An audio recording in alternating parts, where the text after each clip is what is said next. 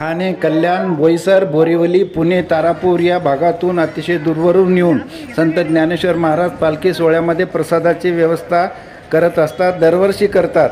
आता आपण प्रसाद घेऊया।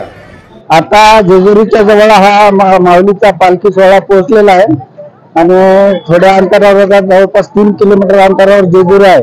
सकाळी 5 वाजता आम्ही सासवडून निघालो आणि आता साधारणतः 1 वाजता जेजुरीच्या अगदी जवळ पोहोचलेलो आहोत। या वारीमध्ये जे आलेले भक्त आहेत, माऊली भक्त आहेत, विठ्ठलाचे भक्त आहेत, त्यांच्यासाठी ठिकठिकाणी आपल्याला प्रसादाची व्यवस्था केलेली दिसून येते आणि मोठ्या श्रद्धेनं हे प्रसाद या ठिकाणी वाटप भक्तांसाठी चालू आहे। या ठिकाणी बुंदीचा प्रसाद आहे, तुम्हाला दाखवतो मी इकडे। हे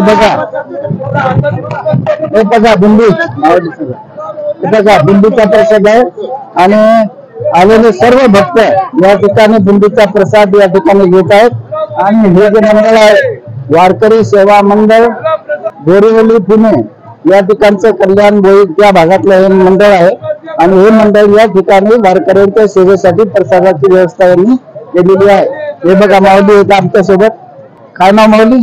प्रदीप यज्ञ आहे आणि हे वारकरी सेवा मंडळ जे आहे मुंबईच्या भागातलं आहे, भिवंडी खाली पालघर जिल्ह्यातले मुंबई परिसरातलं हे मंडळ आहे आणि सर्वजण अतिशय श्रद्धेने वारकऱ्यांची सेवा या ठिकाणी प्रसादाच्या माध्यमातून करत आहेत।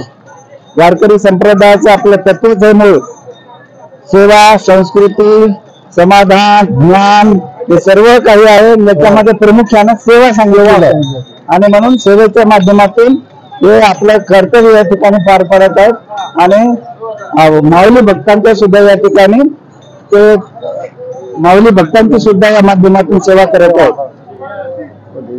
बस ओके, धन्यवाद धन्यवाद माऊली, धन्यवाद।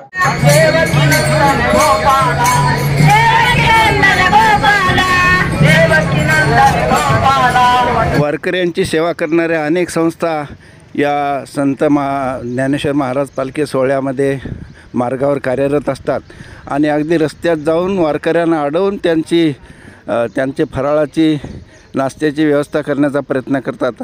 ही सेवावृत्ती आहे। रस्त्यात अगदी वारकऱ्याच्या हाती प्रसाद नेऊन देण्याचं काम सुरू आहे।